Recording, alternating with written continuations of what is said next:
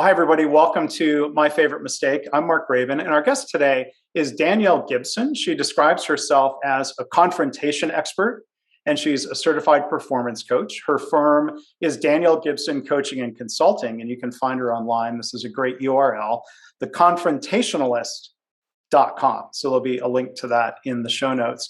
Danielle was previously owner and designer at a jewelry company, Danielle Gibson Designs. She has a degree in fine arts, and I think this is interesting. Also studied the Italian language and literature in Italy. So Danielle, first off, welcome to the podcast. How are you? Thank you so much for having me. I'm really excited to be here and talk about mistakes today. This will be fun. Well, thanks. I'm glad that you and other guests think it's fun, or at least it's engaging and it's good reflection. Before we get into that, I mean, I'm jealous. I've only spent a little bit of time in Italy. I'm guessing that was not a mistake to go. Well, how long did you live there? So I studied there for a semester when I was in college. Mm-hmm. I was an art major, and it was the only country I could go to where I could get credits, and it terrified me because it required that I learn another language. Yeah. But as it turns out, I really loved learning another language. So I was there for 6 months, and then I went back home. I finished school. I worked for about 1.5 years, and then I moved back, thinking it would be another 6 months to a year, and it turned into almost 2.5 years. Sounds so great. It was not at all a mistake. Well, good. There's no shortage of art to study over there. Well, it's also learning a different way of life that made me go, why is America supposed to be the best country in the world? I'd like to update that statement. That's certainly, until you get exposure of visiting other cultures, it's a mistake to think whatever country you're born in, it's a mistake to think your country's way is the only way or the best way necessarily. I know. And it's funny because I'm like, this must have been a slogan at some point that just never went away. Like something after a war but every country thinks their country is the best. I mean, Italians, not only do they think their country is the best, but they think their region is the best. Yeah. It's crazy. They're part of Italy, you mean? Yeah.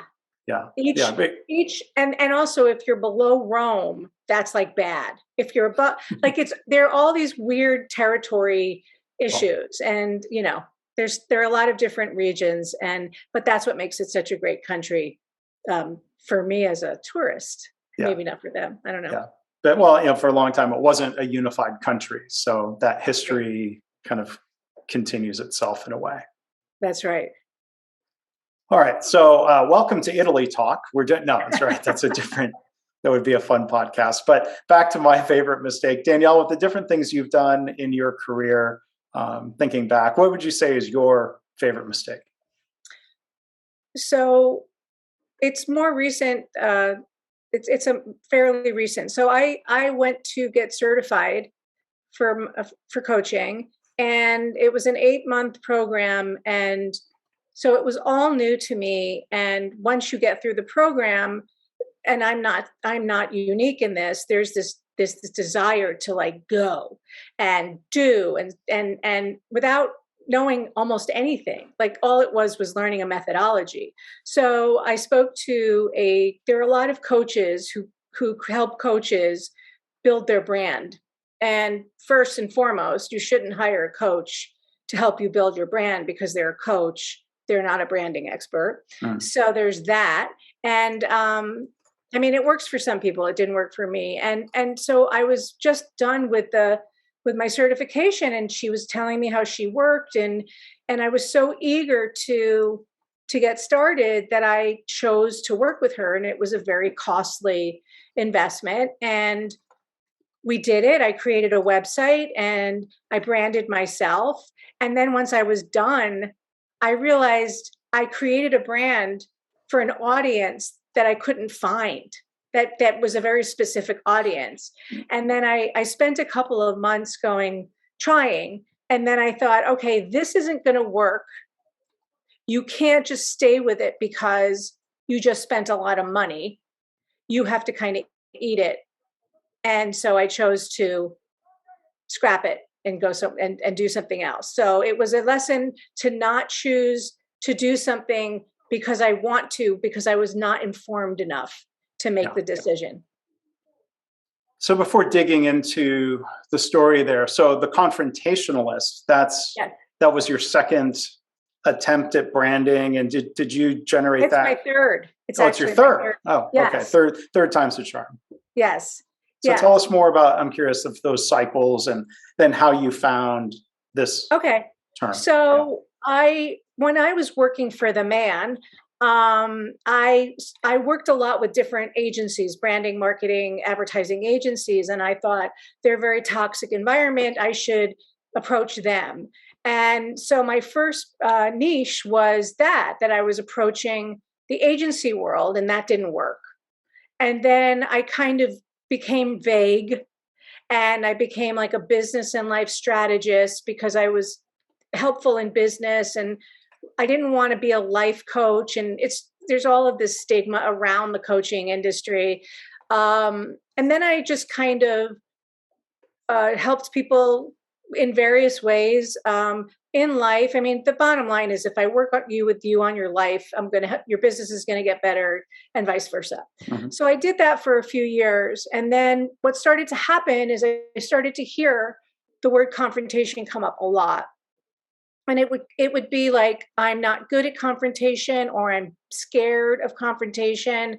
And because I'm a fairly assertive person, and that was used, I'm not good or I'm scared of confrontation, was used in all of these different contexts, I started to kind of look at that and go, what are they talking about exactly? And what does it entail truly to be confrontational? And it's also, the word itself is seen negatively. People think it means conflict, when in fact, conflict is what generally arises when you don't confront something. So what I did is I looked at areas that required to be confrontation, and most of them are conversations, and all of them are it entails speaking. And then what happens when you're not confrontational? How does that affect you negatively? So I kind of did my own little research. And then I was like, okay, so what do I do with this? And because it's really hard to stand out in the coaching world, I thought it would be helpful to be provocative. Mm-hmm. And knowing that this word is scary to people. I created a word, the Confrontationalist. Mm-hmm. I can't tell you what it means. I guess I'm a confrontationalist, but I am a confrontation expert, and my URL is the Confrontationalist.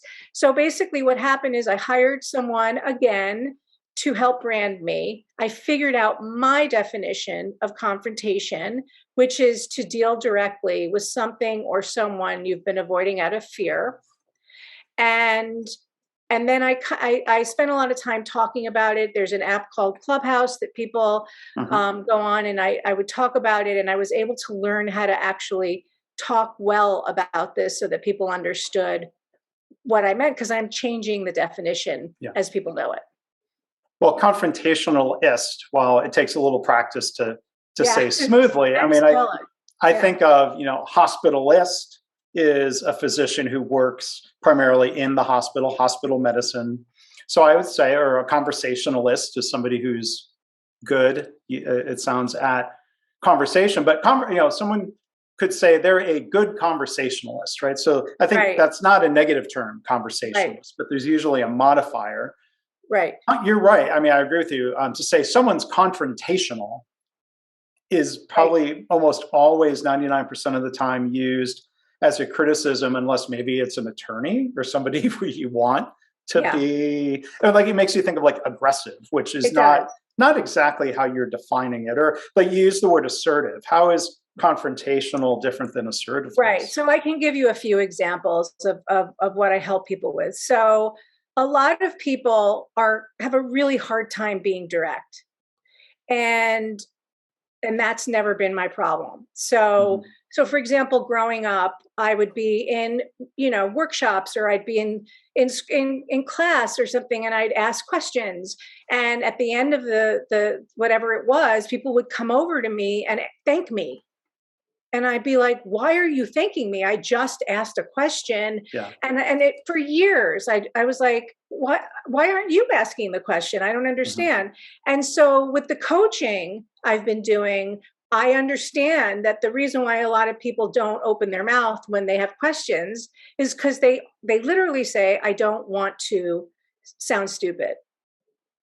So I'm like, I'm a smart person. I say stupid things all the time. I don't have a problem with that. But to me, that means that that's a limiting belief that they have about themselves. So being assertive means speaking up. It means being that person who asks questions, being that person who might have an opinion that's contrary to others and offering it up and not being concerned with the fact that someone might not like it. I mean, that's actually what you need to be.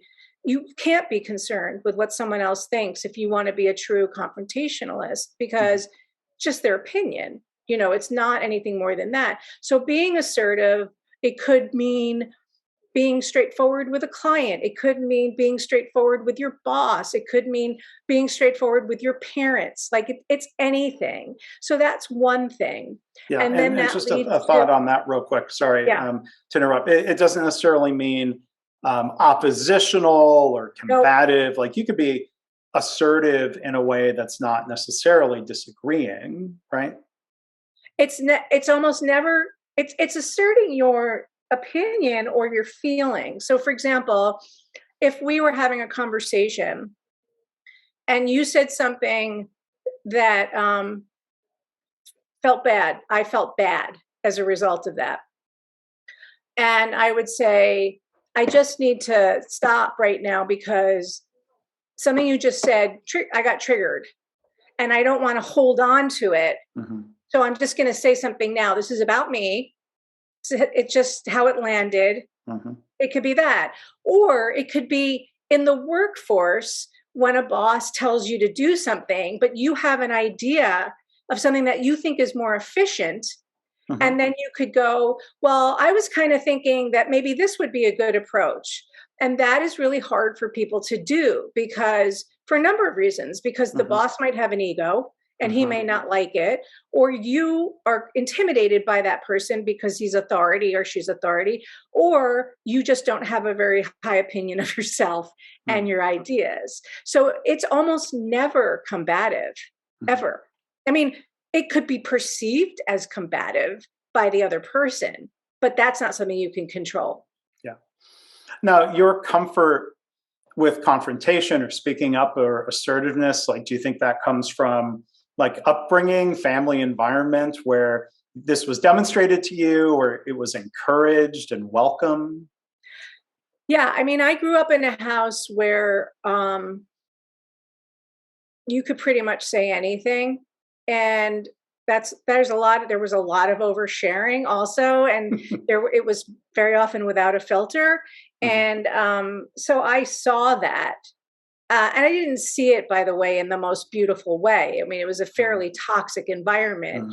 But, one of my parents was very, no filter, always, yelling and lots of talking and yelling. But the thing is that I was never told to not speak up. So I learned it was safe to do that. Whereas I think a lot of people are told to be quiet or told not to speak. So I do think that's a big part of it. Yeah.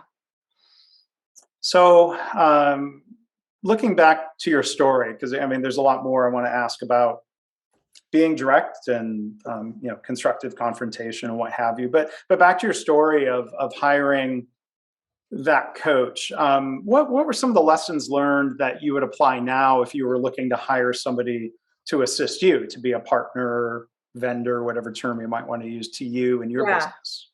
So one of the things that is a really important lesson for everyone about everything, in my opinion, is to not make a decision when you're emotionally involved in it. So I had an idea of what I wanted my life to look like, and it was all just kind of fluffy, nothing linear. and she was going to provide me with the way to go. And so I was making up a story basically, which is what a lot of people do. And so that is one of the biggest lessons, which is to never make a decision. Ideally, you're making an educated decision, but I didn't have enough information to be educated, but I didn't know that yet. So I would say that I learned that it's always really helpful to give yourself a beat before you do something. And, I wrote a blog once that was called What to Do When You Don't Know What to Do. And one of the things that I suggest is for you to wait until you do know what to do. But at that time, I was so eager without knowing that I was actually creating a business. The business is of coaching, but the structure is a business. And so it didn't occur to me to look around and talk to different coaches and be able to weigh, what feels right to me. It was almost like a knee jerk, as if she were the only person in the world who does that. Like the cut to now, everyone does it, so Sure. it's always do your research is the lesson. Do your research. Do not make emotional decisions when you're emotionally involved. Give yourself some time to think about it. It doesn't need to be right now. Sure. It doesn't need to be in a month, but it could be in 3 days. Yeah. So those were two that were big for me. I mean, it seems like there's different aspects of the mistake that you've pointed to. Maybe the mistake of rushing into a decision, maybe the mistake of choosing somebody that wasn't really the right fit for what you were needing. I think of like writing a book. You wouldn't hire a cover designer to help with the proofreading of the inside of the book. It's different skill sets. You might need each of them at a different time, but you could hire someone who's a bad fit. And then there's maybe another mistake of, I think maybe you've alluded to this, of not looking at alternatives. Do you fixate on the first person you find as opposed to maybe finding 3? I mean, this is helpful if you're hiring a plumber or a life coach or an orthopedic surgeon, perhaps. Yeah, in fact, when I hired this last person to help me brand the Confrontationalist, I was like, I don't know how to do this. It's as if the last however many years and that mistake that I made didn't ever exist. Like it was as if I were, I had amnesia or something. And I was like, what are you doing? Of course, you know that people do this. You've spoken to coaches who do this. And I actually almost made a similar mistake again, because when you're in an industry, sometimes it's really hard to see outside of the bubble. So I spoke to a few coaches who actually did have a marketing, background, a couple of them.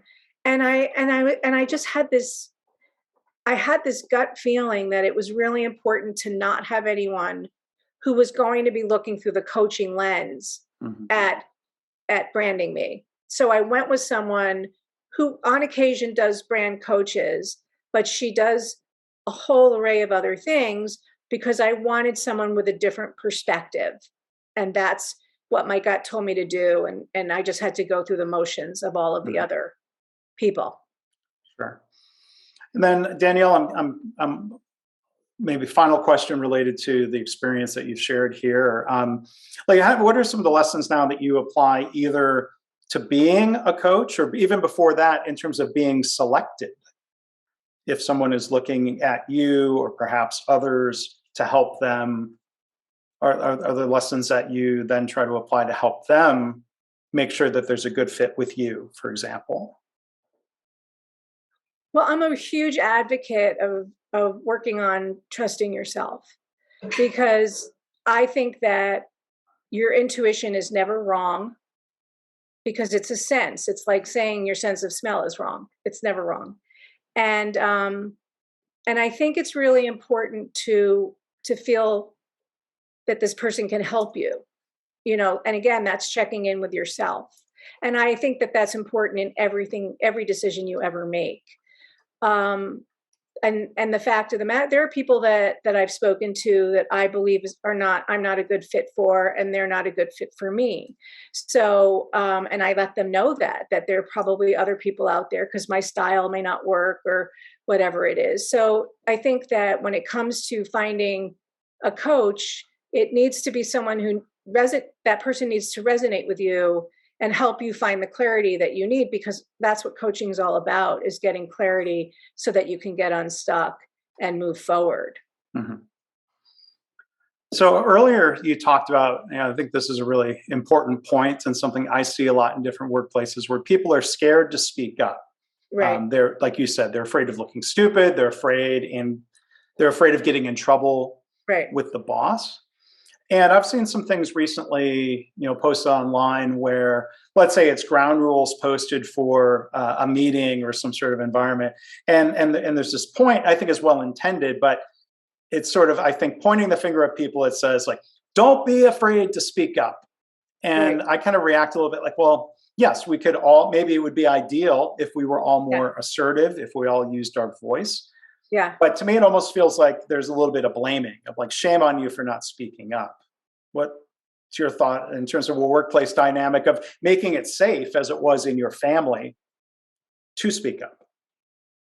Well, I think that's a really good question because what that statement means, that people don't speak up, right? That's what that statement says. It's a reaction to and that. Yeah. But what the person who wrote that statement doesn't realize is that either that person or the organization has told that the employees that it isn't safe to do that, right? So, for example, if I were to speak up, obviously I'm not the person they're talking to. That wouldn't be me. Right. But the thing is that there is a fear-based culture in corporate America, and there's a lot of control that they want to have. I mean, there's a lot of instances right now when there's a lot of change that's happening right now in corporations because people want to work from home, and so it's almost like everything's been flipped, where the employer isn't as much control as the employee right now. So, but when it comes to speaking up, I think that people don't even know what they want to say, that because they're in. What happens when you're scared of speaking up, and you've been taught that it isn't safe, and you weren't taught that it isn't safe in that corporation. You were taught at a very early age. What happens is your nervous system starts to react. Like people with public speaking, when they get their palms are sweaty, or I don't know, like some people I've worked with are like, I don't even know what I'm saying when I'm up there. And so they check out because they're terrified. And so if your nervous system is on overdrive at that point, and you're in survival mode, because that's what that means, because it's that dangerous to you on an unconscious level, speaking up isn't even an option. It's just not there. You can't get out of your own way. And that's one of the reasons I do this, because think about it. Like if you're terrified just to raise your hand and ask a question, how taxing is that on your body? Like that, you need a nap after that. So it's really my job to help people understand what happened, and it's not rational. None of this is rational. And what is the fear ultimately? And what does that look like in terms of something that may have happened in your past? But when there's a sign that says, don't be afraid to speak up, it's basically saying, we know you're scared to speak up, but don't be. They might as well write that. Yeah. One other thing, or one other question, or I was thinking about how to be more direct, especially when we're facing an uphill battle in a power differential or dynamic. So I'm curious to hear your reaction to this, if you think this was good advice, or if you would, how you would address this. So I've had the chance to sit in on some training in hospitals. It's meant to help improve patient safety and encouraging people who are lower in the power dynamic in, let's say, an operating room, helping them be more assertive, or to speak up, or to confront a surgeon about a risk. And And I remember like they didn't just say you should speak up. Like they sort of taught a bit of a formula to say, let's say role play, like if you're the surgeon here, I would say, Dr. Gibson. So first off, I'm getting your attention and addressing you respectfully. Then the second thing is to say, I have a concern, which is an assertive statement that probably nobody should react to say, no, you don't have a concern. Right, Dr. Gibson, I have a concern. We don't have enough units of blood on hand for this patient to start the procedure. I recommend that we wait until we have enough.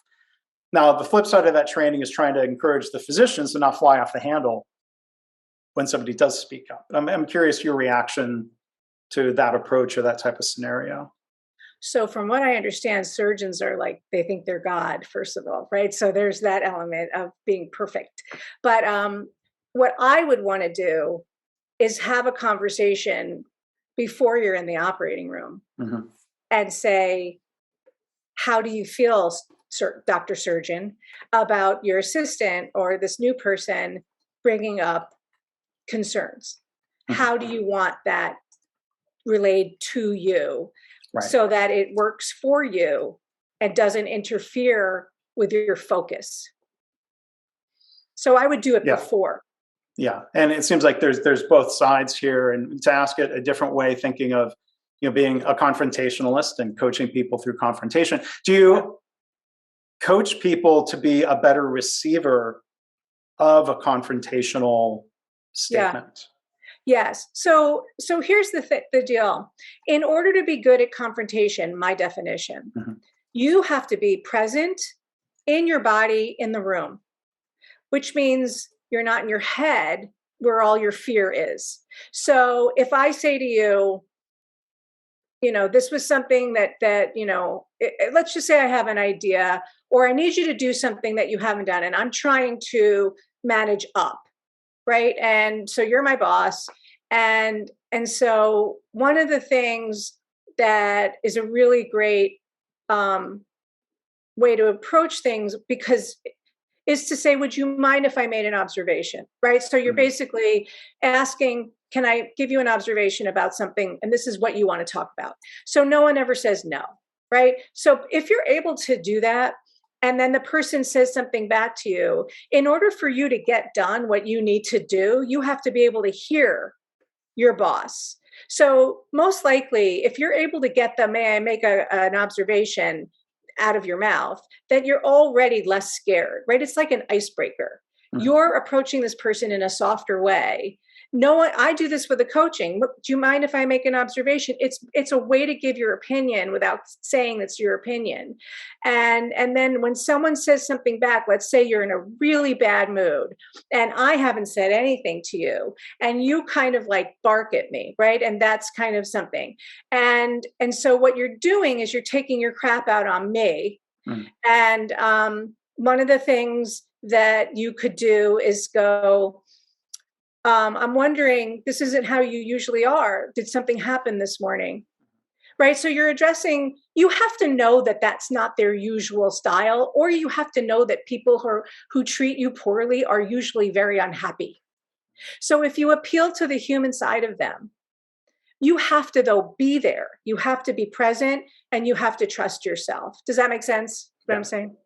Yeah. I mean, so it sounds like there are approaches, words to use, way of what I hear you talking about is prefacing things to give feedback in a way that's less threatening. Absolutely. Like there's a storytelling element to it. I mean, it's really, one of the things that people often say is, I have something I need to talk to someone about, and I don't know how to start that conversation. And so I say this. There's something I've been wanting to talk about. I'm not sure how to start.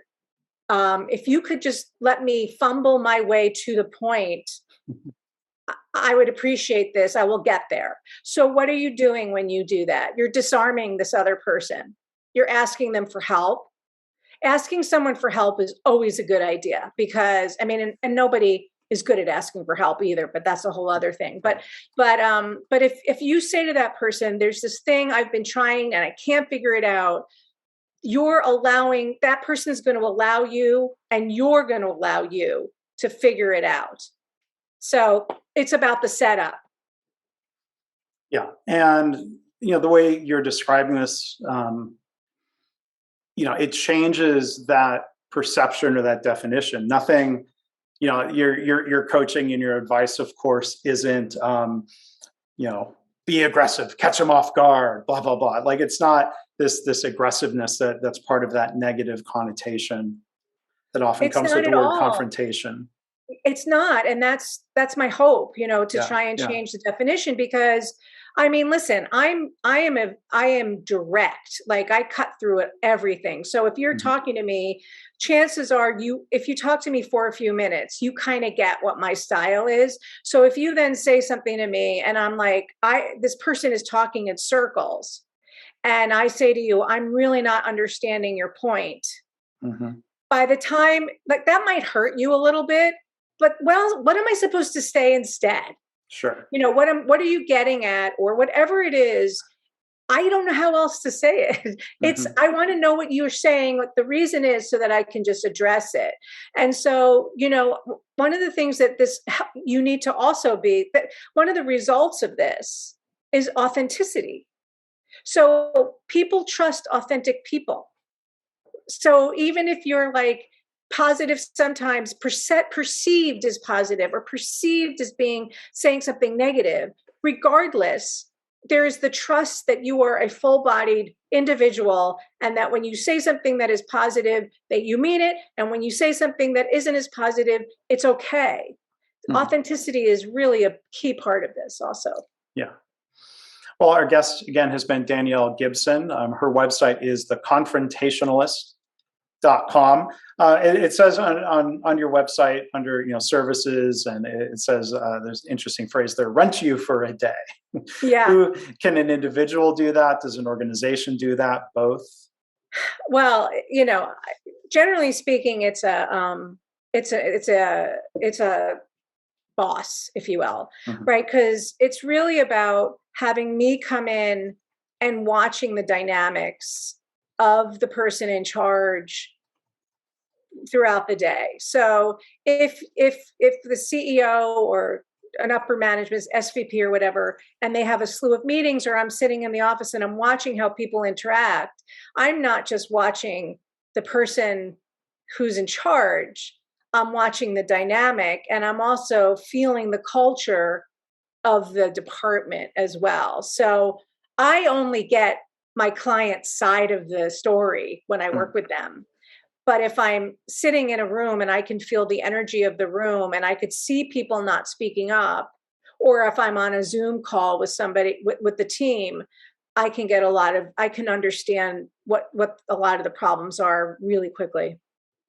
That sounds a lot more effective than, let's say, if somebody were to just ask you, Danielle, come in and do some training about confrontation. No, you want to observe and sort of diagnose what's happening, right? Right. But with training, though, I can get similar information, because Mhm. those same people that won't raise their hand Mhm. in that meeting with their boss, they're not going to raise their hand with me either. So I can then go, so I noticed that some of you aren't really participating. Why don't we talk about that? There Yeah. must be things you want to say. And so there's this really great adage: how you do one thing is how you do everything. Mhm. So if you're not speaking up at work, you're not speaking up at home, you're not speaking up with your friends, you're not speaking up with your spouse, like, it's everywhere. So when someone hires me for one specific area, and it's very often work, miraculously their marriage gets better. Ah, It's right. just, all of a sudden there's greater transparency. And I'm assuming people hire you because they think there's some sort of problem. Hopefully, they do so before things become too dysfunctional or too toxic, so that it seems unsolvable. Well, that would be ideal, wouldn't it? But by the time, the reason Yeah. I get hired is because there's a feeling of stuckness Mhm. that they can finally feel. So nothing is never you. There's never a time when something can't be solved, ever, like, in my mind. And so, if somebody very often the person who comes to me understands that there's a problem, and then I find out what all of the how that problem Mhm. manifests in different areas, and also what are some of the other ones, because very often the thing that we think is the problem is not necessarily the problem.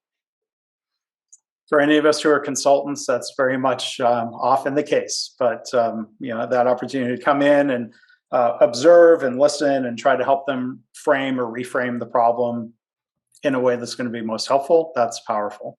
Yeah, I mean, reframing is. I was on the phone with someone the other day who had just made partner, and that person was terrified about it, and had this idea of what that person was going to have to do, and I said, well, why can't it be something like this? And she's like, oh my God, that would be amazing. And I said, well, then that's what you should do Yeah. because you like that. Yeah. So one of the things, I'm sure you find this, but one of the things people often do is they think of something and immediately discount it Mm. as it's not doable for no reason at all, other than it's their idea. This we can't do this, and sometimes you literally can't do something. But if it makes sense, you figure it out. Right. Right. Yeah. Is it impossible? Does it violate laws of physics, or is it just Right. sort of a self-defeating, self-fulfilling prophecy there? Yeah. Yeah. Yeah. I mean, it's really, I mean, the same thing goes for me when I've worked on myself, and I have been my second full-time job for many, many decades now. Hmm. Um, Sometimes I'm looking at something going, I can't do this thing that's right in front of me, when I don't realize that it isn't that's the symptom of something else. And but when you're stuck and you're looking at something and the I can't or if only or all of this kind of stuff, Hmm. um, you can't see it, which is why I hire coaches Yeah. also. Right. Well, Danielle, thank you for sharing your experiences on both sides of that equation of hiring someone to work with you and being hired and working with people around communication and confrontation and making things better. So I appreciate you joining us today. Our guest again has been Danielle Gibson. The website is theconfrontationalist.com. And Danielle, you've got, if people are curious about renting you for a day or more, or they can schedule a call with you and see if that's a good Absolutely. fit, On my right? website, I believe it's to contact me. And my email is hello@theconfrontationalist. There's also a form on my website. You can also go to @the_confrontationalist on Instagram Mhm. and DM me there. There are multiple ways to get to me.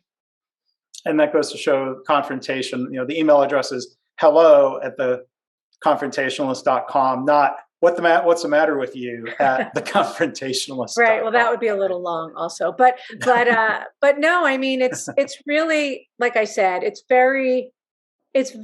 I think it's unfortunate that the things that really bottle us up inside are simply things that we want to I think of this as being it is self-expression from an energetic. I mean, think about all that crap that stays in your body when you don't say something. Yeah, So what I that know does that's to not what you. you were talking about, but I think it's really, I feel That's, pretty strongly about this. well, thank you for sharing those strongly held beliefs and views. And it was very helpful, very interesting today. So Danielle, thanks again. Well, thank you. It's been a pleasure.